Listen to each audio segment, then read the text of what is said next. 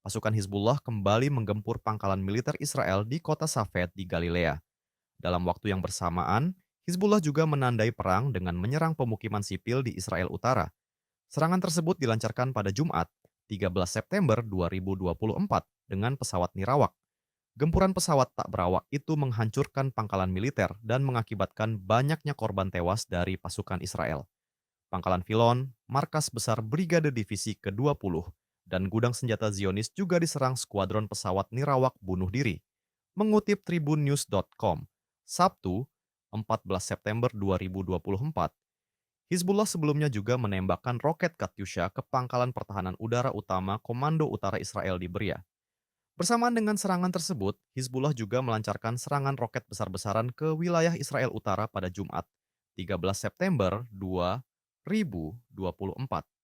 Serangan roket ini memicu ledakan besar sehingga terdengar di wilayah Safat.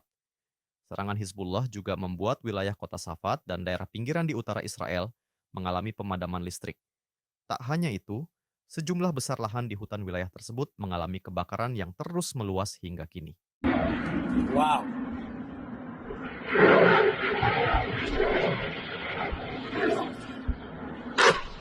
Wow. Damn. Download Tribun X sekarang, menghadirkan lokal menjadi Indonesia.